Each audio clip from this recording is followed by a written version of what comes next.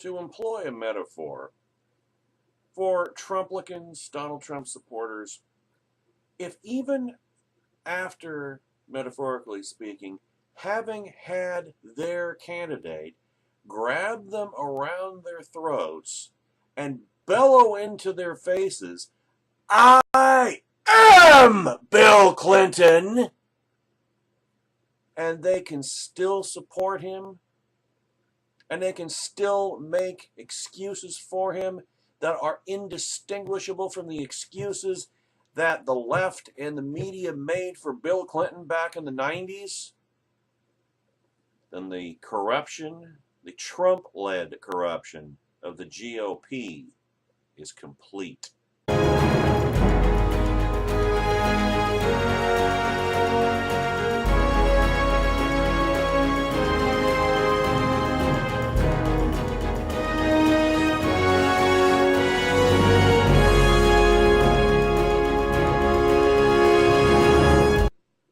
Oh yeah, my friends. I mean, you see it all around the former right, the now National Socialist left, as opposed to the Marxian Socialist left, because now both major parties are of the left. Remember that. That's the new world in which we now are forced to exist, and it's not a brave one. I mean, I'm looking at the main page at nationalreview.com right now, folks. Let me give you just a few headlines. Now, this is National Review. This is the magazine that officially took an anti-Trump stance. The official editorial position of National Review magazine is opposition to Donald Trump, but they allow columnists to post their own views. Here is Victor Davis Hanson, classical historian, brilliant man. His piece at NR today, The 10th Life of Donald Trump. The inevitability of Trump. Nothing idolatrous about that, right? Or how about Dennis Prager? Dennis Prager! Social conservative. Big family values guy. Somebody who should be leading the charge against Trump. Somebody who shouldn't be having anything to do with Trump. Here's the headline of his piece today. Trump's comments, the latest left-wing hysteria. The vast left-wing conspiracy.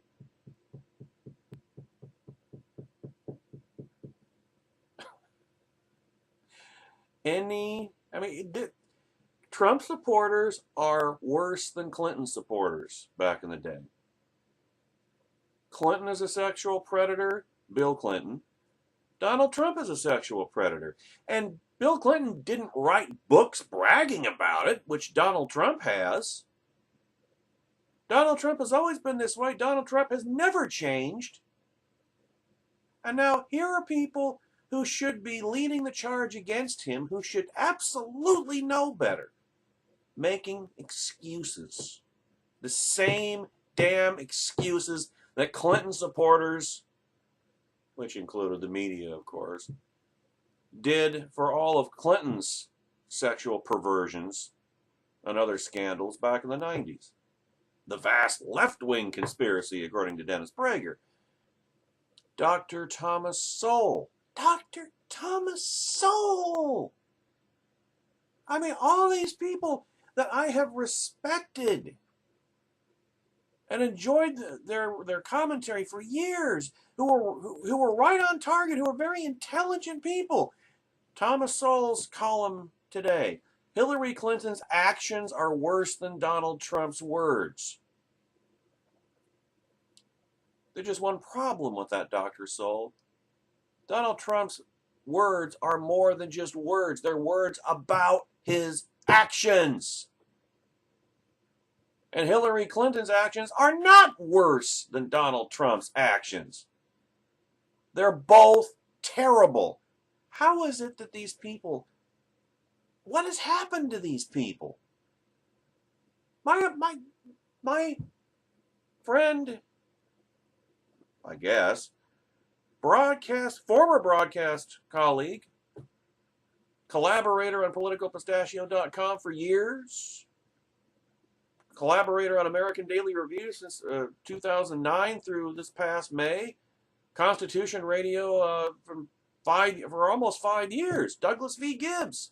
You know, he hadn't posted anything about Pussygate several days after it broke over the weekend. And then yesterday I looked on politicalpistachio.com, right at the top of the page.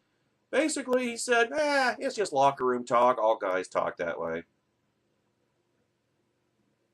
Now understand, we're not talking about, how long is your penis? My penis is longer than yours. We're not talking about, chicks dig me.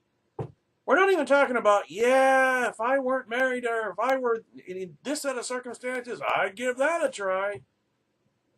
No, this is a married man who at the time had a pregnant wife bragging about sexually assaulting women. And he's actually done this. And he's always done this. You think Donald Trump would be bragging about something that he hadn't done? Something of this nature? And the boast is entirely plausible. Hey, I'm a celebrity. They'll let me do anything. Happens to pro athletes all the time. Where do you think Magic Johnson got AIDS from? Hot women throwing themselves at him, at famous people. If you're a celebrity, you can do anything and get away with anything. Does that mentality start to sound familiar? As in the Clintons, perhaps? Barack Obama? The left in general? Some of the same people who were leading the charge against Bill Clinton on the exact same grounds for the exact same misdeeds are now using the left's own excuses for Bill Clinton on behalf of Donald Trump, including Douglas V. Gibbs, including my friend Jennifer Crawford, periodic sidekick on the air on Hard Starboard Radio and American Daily Review. Even she has been corrupted by this, by what amounts to a personal vendetta against Hillary Clinton. I say personal vendetta because there's no difference, not in terms of character, not in terms of veracity, not in terms of corruption, not in terms of ideology between Hillary Clinton and Donald Trump. They're exactly the same. So on what grounds? What is the logic in, we got to stop Hillary. Stop Hillary with somebody just like her? How is that stopping Hillary? Only personally. Only in a personal sense. Because you're trying to stop one liberal Democrat with another liberal Democrat.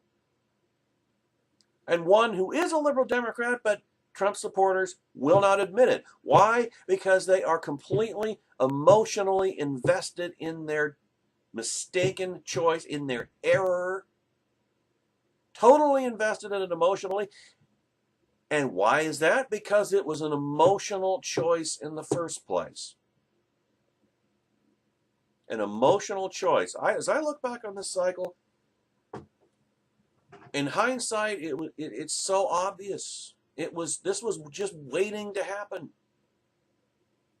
Just waiting to happen. Barack Obama's re-election snapped the right. Remember how after the 2000 election, the post-election Al Gore bloodless coup attempt, and the left seemed to snap and they just seemed to be deranged, Bush derangement syndrome. Remember all that? But it served a purpose for them because they agitated and they agitated and they agitated for almost a decade.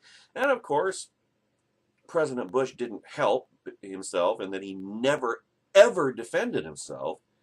So he was just pounded into the ground day after day, week after week, month after month, year after year, until by the end of his second term in 2008, I mean, he was less popular than herpes and the GOP along with him. And so even if there hadn't been a panic of 2008, Barack Obama was going to win. Any Democrat was going to win in that year and bring a huge supermajority Democrat Congress with him, or her, if it had been Hillary. And then they ran roughshod for 2 years. And then the 2010 midterms, we come back, we take the House back at the very least, make the Senate competitive again.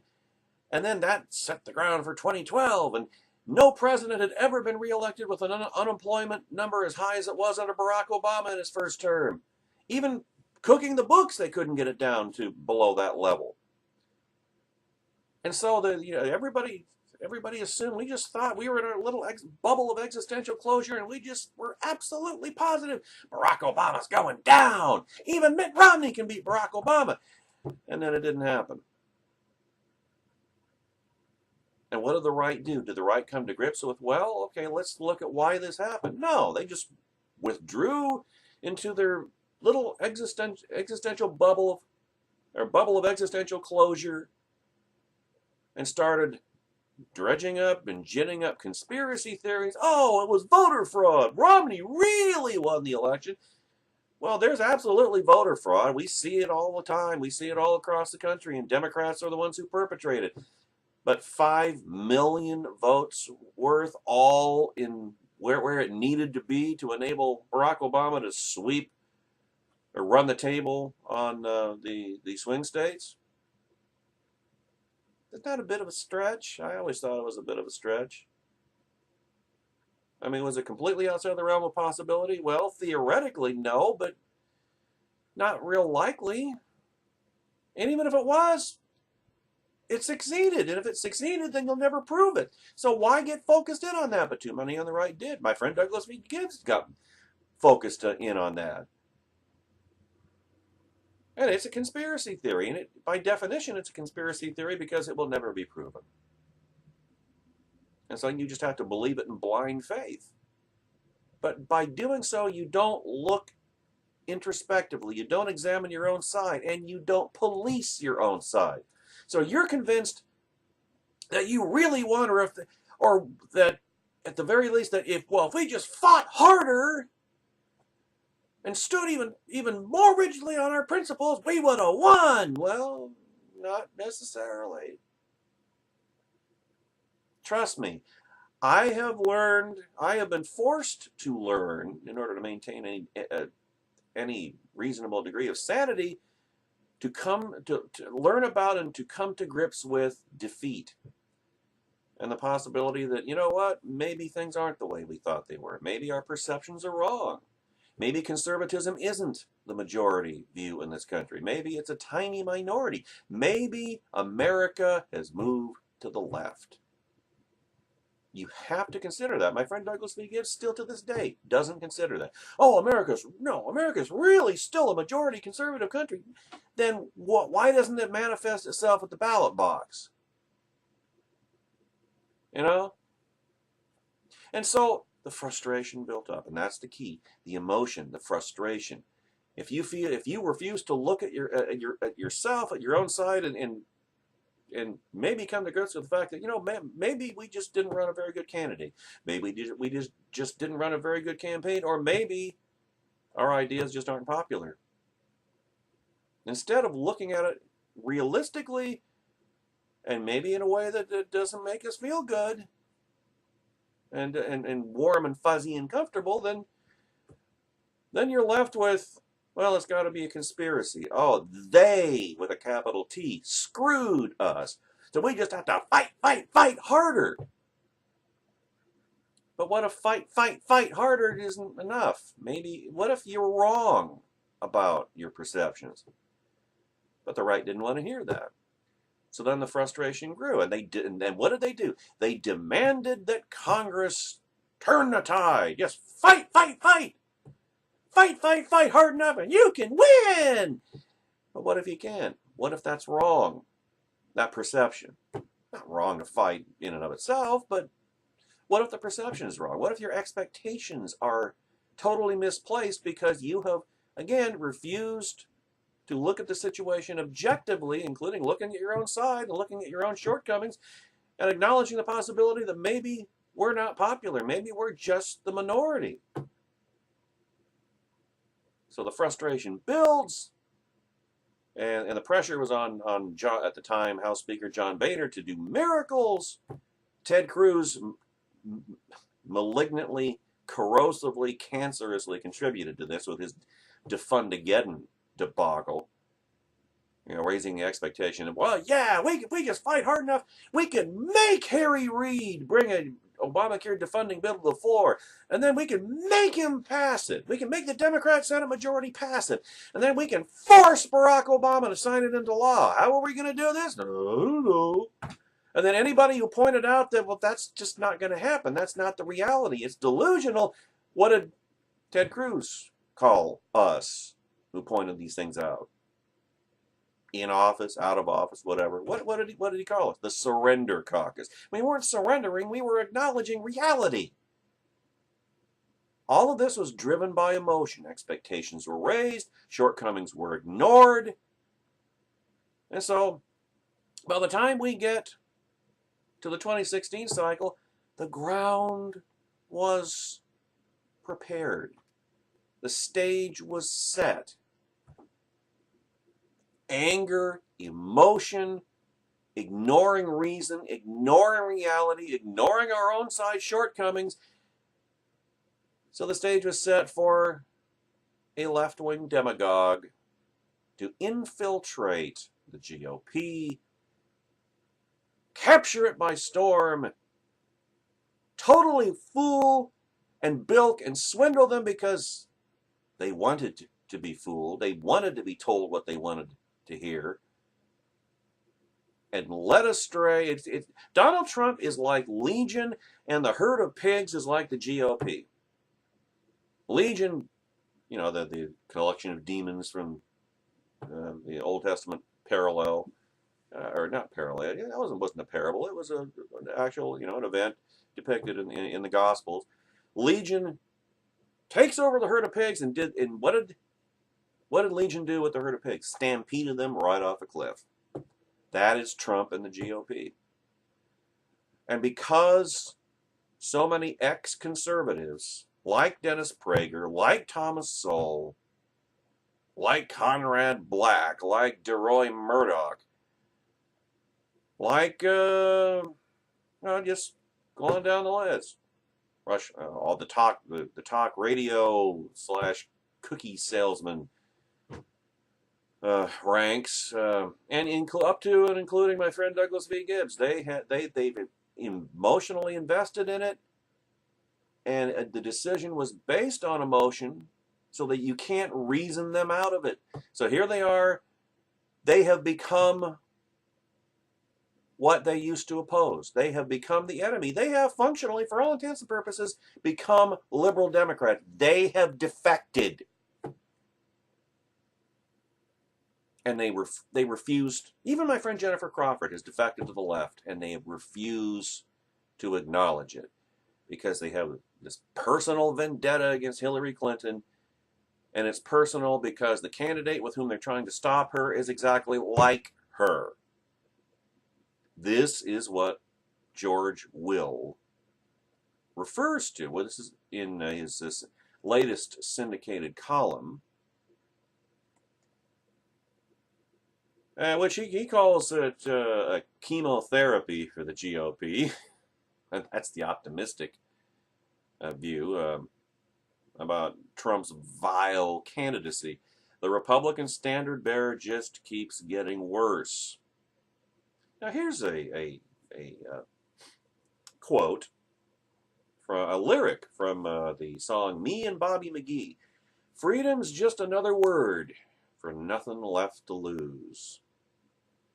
Now, what did Donald Trump have left to lose Sunday night? His dignity? Please. He doesn't traffic in dignity. His campaign's theme?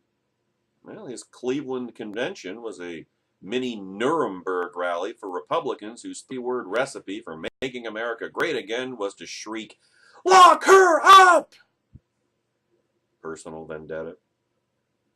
This presaged his banana Republican vow to imprison his opponent. And it almost doesn't matter that, yeah, she does deserve to be imprisoned. That's not even the point. It's a personal vendetta. Remember how I pointed out in my review of the second debate how, yeah, it's blood drippingly red meat for his base, but what about undecided voters who don't have a personal axe to grind with Mrs. Clinton? How did it come off to them? It was totally a move to shore up his own disintegrating base. That was all that was. All that was, period. Now the St. Louis, referring to this past Sunday, 48 hours ago, or 36 hours ago, the St. Louis Festival of Snarls was preceded by the release of a tape that merely provided redundant evidence what Trump is like when he is being his boisterous self. In other words, Pussygate. And there's plenty more where that came from. You can count on it. Nevertheless, the tape sent various Republicans who until then had discovered nothing to disqualify Trump from the presidency into paroxysms of theatrical, tactical, and synthetic dismay. Again, the Pussygate tape, revealed nothing about this arrested development adolescent that today's righteously recoiling Republicans either did not already know or had no excuse for not knowing. Before the tape reminded the pathologically forgetful of Trump's virile appetites and deranged sense of entitlement, the staid Economist magazine, holding the subject of Trump at arm's length like a soiled, diaper, reminded readers of this, quote, "When Trump divorced the first of his three wives, Ivana, he let the New York tabloids know that one reason for the separation was that her breast implants felt all wrong." Wow, what an irreconcilable difference, huh? Trump's sexual loutishness is a sufficient reason for defeating him all by itself, but it is far down a long list of sufficient reasons. But if it, rather than say his enthusiasm for torture, even if it doesn't work, or his ignorance of the nuclear triad, is required to prompt some Republicans to have second thoughts about him, so be it. Jedi. For example, Senator Richard Burr, a North Carolinian in a dogfight for a third term, represents a kind of Republican judiciousness regarding Trump. Having heard the tape and seen the Trumpology, Trump said essentially, "My naughty locker room banter is better than Bill Clinton's behavior," even though Trump's naughty locker room banter is about his own identical behavior. Burr solemnly said, that is one difference between Trump and Clinton. Bill Clinton never let himself be recorded saying these things. I'm sure Clinton said the same things. I'm a celebrity. I can just grab their pussy and they let me do. I'm sure he said that. I am absolutely positive he said that. He never let himself get recorded on digital audio or video saying it. Clinton's always had that 6 degrees of separation. They never got caught. Trump got caught. Which means the Clintons are way smarter than Trump is. But Burr solemnly said, quote, "I am going to watch his level of contrition over the next few days to determine my level of support." Isn't this kind of a binary thing? Either you support him or you don't. This isn't horseshoes or hand grenades, after all. North Carolinians will watch with bated breath as Burr, measuring with a moral micrometer, carefully calibrates how to adjust his support to Trump's unfolding faux fake repentance. And there hasn't been any repentance at all. There's been dishonest denial. There's been excuse making. There's been moral relativism. There hasn't been any repentance, and there's never going to be. Now, Burr, who is chairman of the Senate Select Committee on Intelligence, has not received this nugget of intel. Contrition is not in Trump's repertoire. And why should it be? His appetites, like his factoids, are self-legitimizing. Yeah, self-legitimizing, like claiming, always boasting about and justifying his candidacy by pointing out that he's leading in the polls. It's been 5 months since he's had a chance to brag about leading in the polls, hasn't he? And, like when he doesn't actually have to be leading in the polls in order to just make shit up about his leading in the polls. He, in a tweet just this morning, while in a continual bitch mode against House Speaker Paul Ryan for doing the same kind of phony baloney calculating that Senator Burr is engaged in at the moment, Trump said that he claimed that, well, I won that debate. All the polls say I won that debate.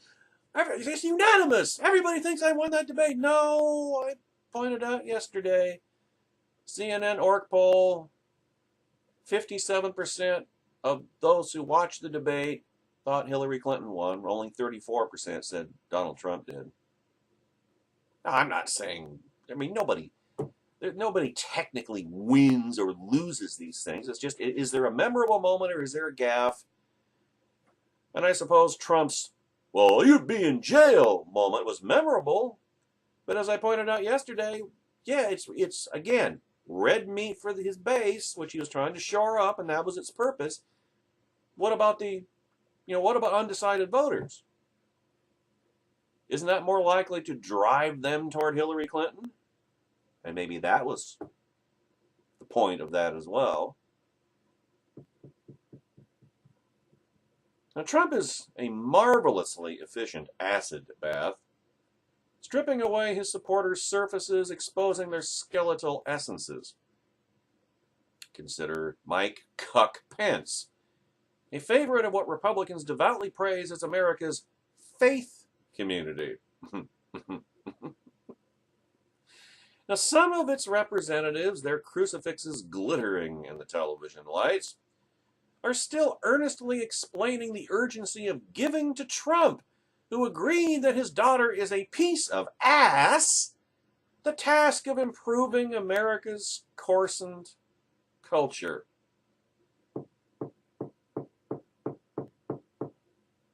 That doesn't really make any sense, does it? The man who is going to turn around America's coarsened culture and lead us back to decency and Christian morality is a man who brags about and actually does go around sexually assaulting married women.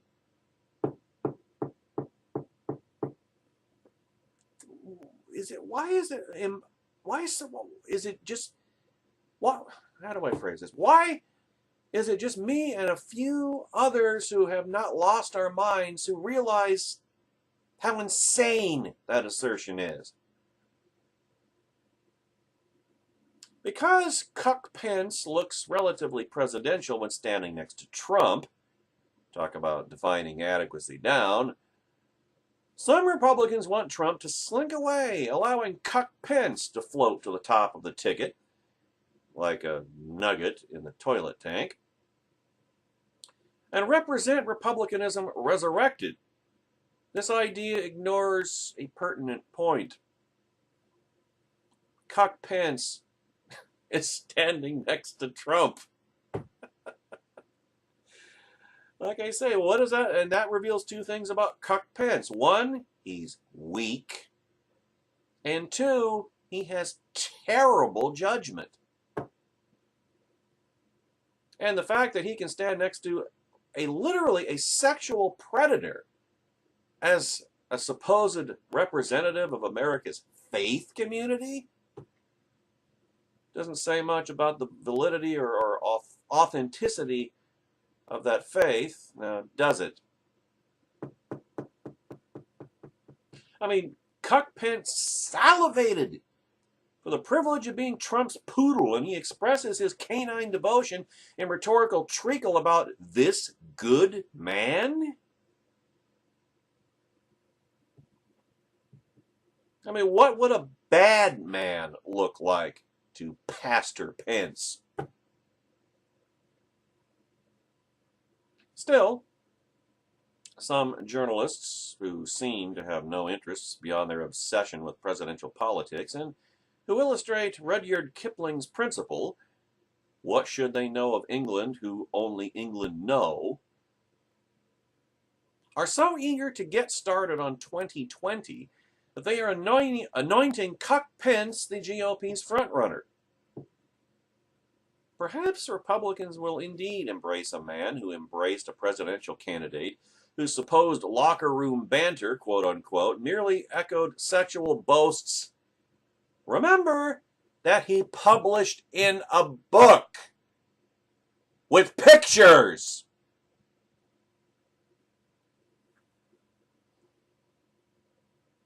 Today, however, Trump should stay atop the ticket for 4 reasons. First, he will give the nation the pleasure of seeing him join the one cohort of the many cohorts he disdains that he most despises. Losers. Second, by continuing to campaign in the spirit of St. Louis,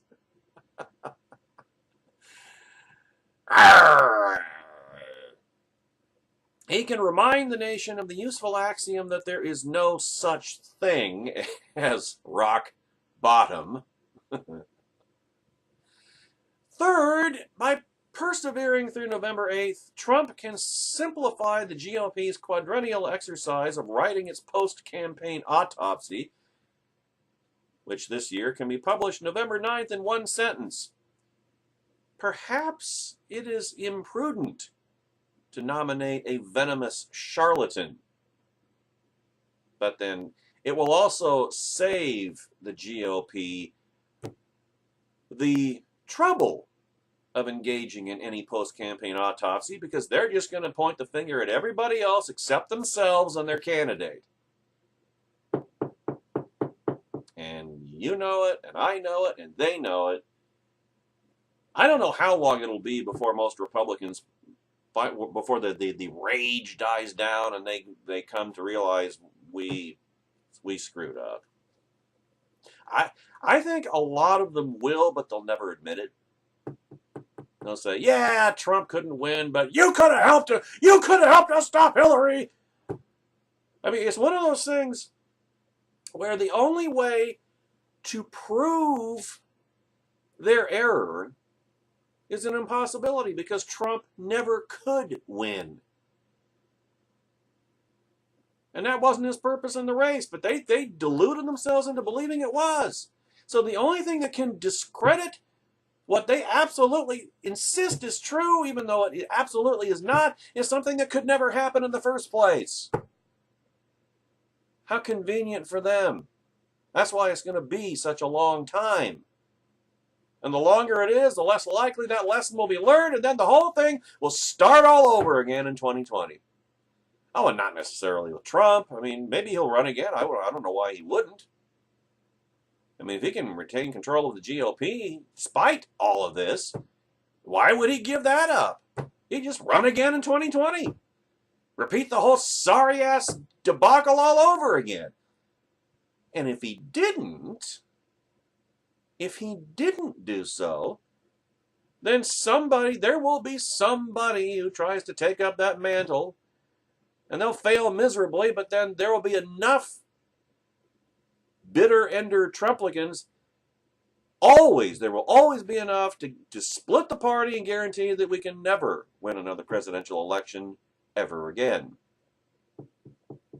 This is a glimpse. Remember I talked earlier about looking at things objectively, looking into the future, basically projecting the cruel, hard reality of 2016 into the future. That's not an unlikely scenario. Oh, and fourth, and this is key, Trump is the GOP's chemotherapy. This is the optimistic. This is the hope. Trump is the GOP's chemotherapy, a nauseating, but if carried through to completion, perhaps curative experience. Or perhaps not. How depressing it is to have to admit, and this is, again, this is the reality. It's depressing, it's disgusting, it's despicable, but it's the reality that there are apparently no depths to which some Republicans will not sink for their own version of Bill Clinton and Barack Obama. That being Donald J. Trump. Way back in March, Jonah Goldberg offered the perfect description of the way Trump's endorsers become corrupted. It's the invasion of the body snatchers. They've been taken over by a hostile organism. Sure, they look the same, but, well, to quote Mr. Goldberg, they're different somehow. They talk funny. They don't care about the same things they used to. Indeed. In the last 3 days, we've heard cuck-servatives loudly justify a man's bragging about committing sexual battery as nothing more than locker room talk, Doug. Even worse, we've heard them say out loud that this is just how men behave. Really? Judging from the avalanche of pro-Trump tweets, say that 3 times fast, over the weekend, his supporters have reached the point of arguing that if you haven't been around this kind of conversation, then you're not a real man?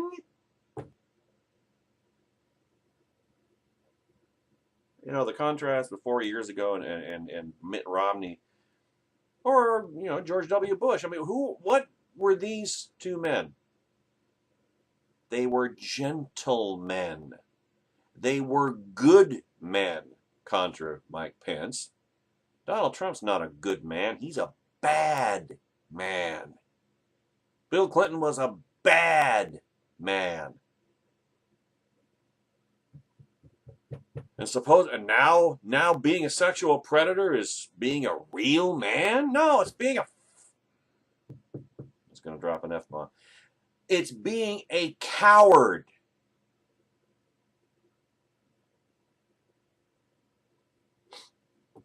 I mean, didn't Jesus Christ lay down on the Gospels and then inspire through the Holy Spirit the Apostle Paul throughout who wrote most of the, not all, but most of the epistles in the New Testament?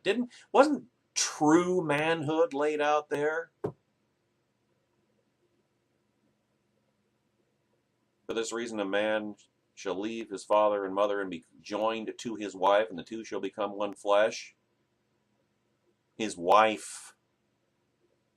Nobody else.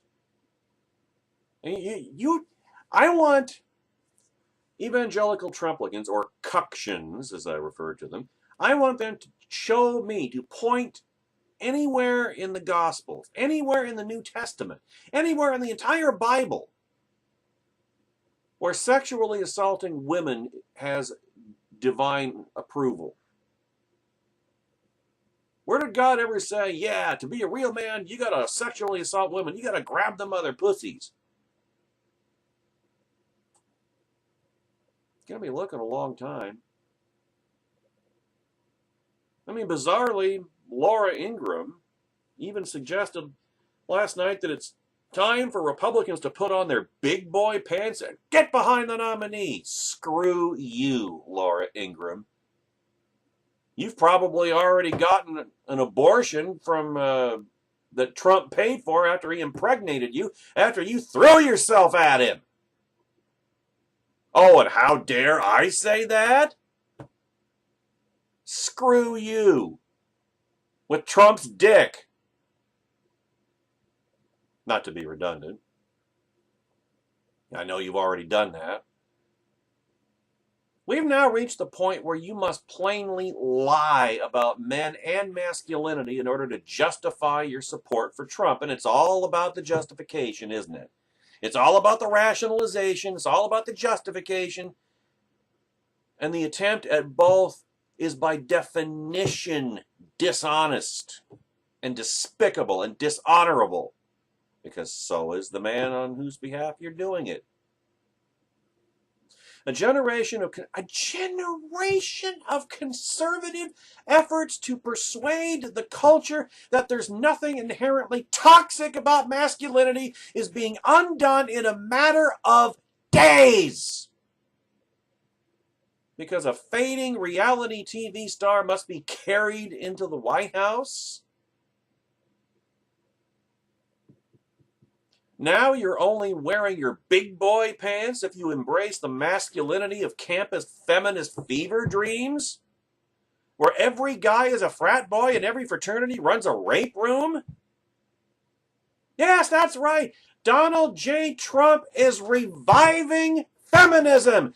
Feminism had marginalized themselves with this foolishness. Now here comes Donald Trump giving it new life, resuscitating it, embodying everything the left has ever accused the right of on every single issue.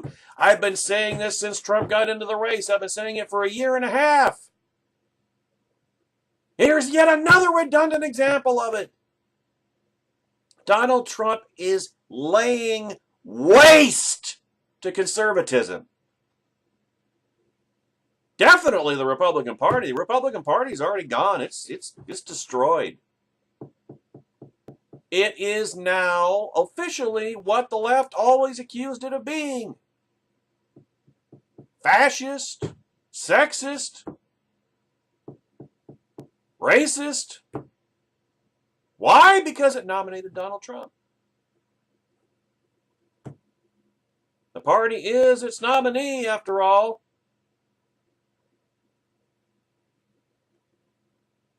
You know, David French first started, well, I played team sports in high school, not for long, or in school, not for long, but I did. So I can identify with this part of it at least. First started playing team sports when I was in elementary school. I played in school and community basketball leagues for decades. I did that too. French joined the Army 11 years ago. He served in Iraq with an all-male combat arms unit. He knows and I know locker room talk better than the average person. And in all those years, I've heard lots that is crude and crass, but I've never heard a man brag about assaulting a woman, grabbing her whether she wanted it or not. Typically, the man's point was to boast about how much women wanted him. A sexual predator was a creep and a criminal. Yeah, Hillary Clinton belongs in jail. So does Donald Trump. A real man was most definitely not wearing Laura Ingram's big boy pants.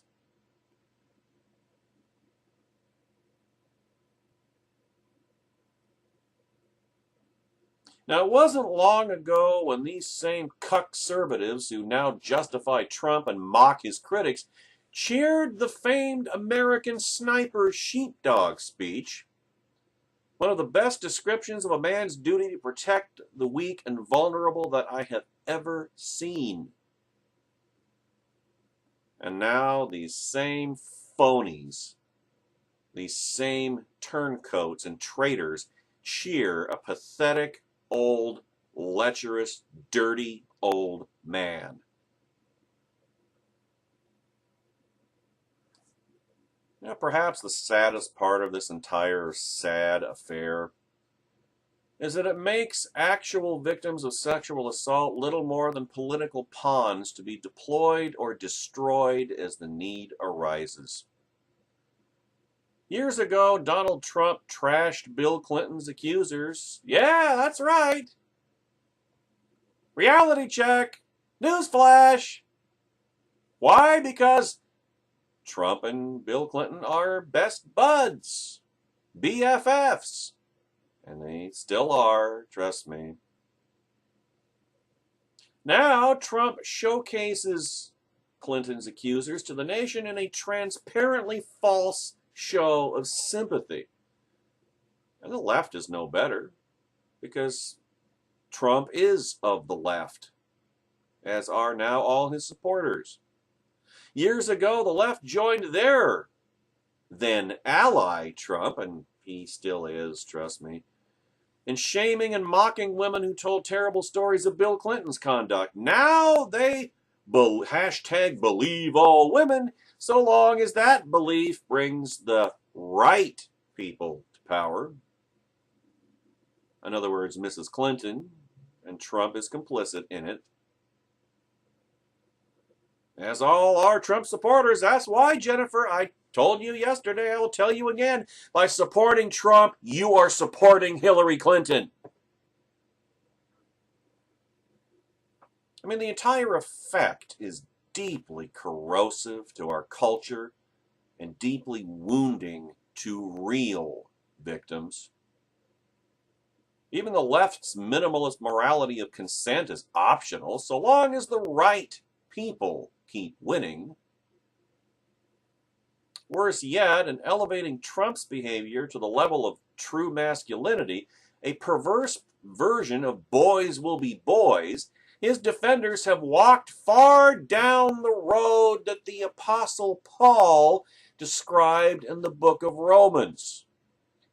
They have become the generation, Romans chapter 1, as a matter of fact, verses 21 through 32, they have become the generation that approves of and applauds and gives hearty approval to those who practice evil. That's right, Doug. That's right, Dennis Prager. That's right, James Dobson. That's right, Jerry Falwell Jr. Wayne Grudem at least has finally had enough and confessed his sins over the weekend. He said, I can't, this is too much. I can't do this anymore. He bailed, at least better late than never, I guess. And in the days to come, I expect that more women will come forward with stories of Trump's misconduct. There will likely be more tapes on which Trump says things that should shock decent people, which a category in which Trump supporters no longer belong. But I can tell you now that to the vast majority of online Trumplicans, it won't matter, because they're emotionally invested in an emotional decision. An emotional, grievous, egregious mistake. Nothing will matter except that they win by helping him win. But what do they win? What wins? What comes out on top other than Trump personally and their own emotional investment? But what about principles? Well, they tossed those out a long time ago in order to support Trump in the first place. See, that's the other thing. I will guarantee you, a lot of Tea Partiers decided, they threw their principles overboard, the same ones that they insisted that the GOP wasn't fighting hard enough for, because they concluded, well, I guess those principles are getting in the way of winning. We want to win, and so if we got to become the other side, that's what we're going to do.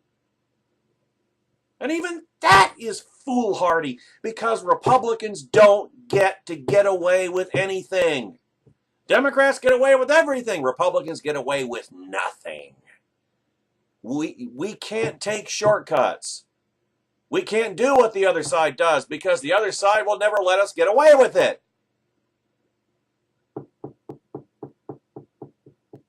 Even if you wanted to be pragmatic about it, it doesn't work. Look at the polls.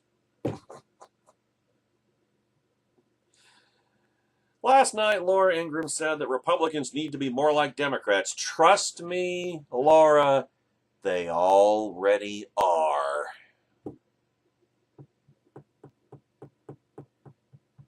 Because, you see, the Democrats know how to rally around their dirty old men. They know how to win, but then they can do that. Republicans don't get to do that. We have to earn it. We have to win honorably because we can't win any other way. These people, Trump supporters, have just thrown the Republican Party, thrown their honor overboard. They deluded themselves into thinking that they could become the enemy and yet still be allowed to get away with it by the enemy. For Republicans, there is no such thing as, if you can't beat them, join them. There's no such thing. It doesn't exist. These people have totally forgotten the Ronald Reagan. Now, the Westminster, Shorter Catechism begins by asking the following. What is the chief end of man? Well, the answer is simple. The biblical answer, that is, to glorify God and enjoy Him forever. Do you realize what blasphemy it is to call Donald Trump God's man? There was only one God's man, Jesus Christ.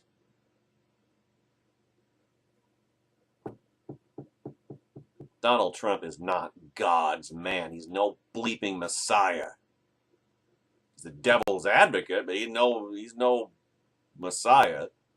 False Messiah, false Christ, Antichrist with a small a, not the, but one of them.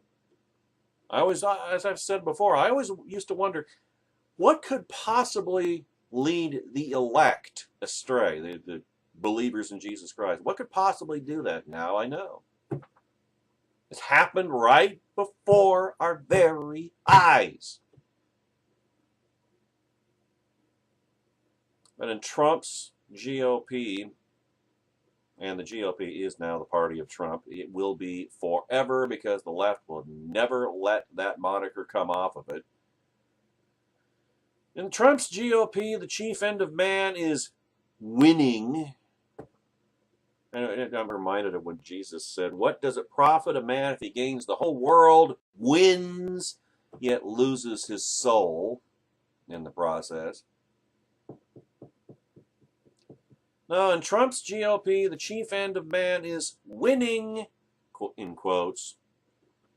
Taking up a cross is for suckers and losers. And the last shall just be last. Survival of the crassest, I guess. Better to reign in Washington, which Trump can never do. This is the delusion. Than serve anywhere else. That Trump's party, that is Trump's party, glorying in its own shame.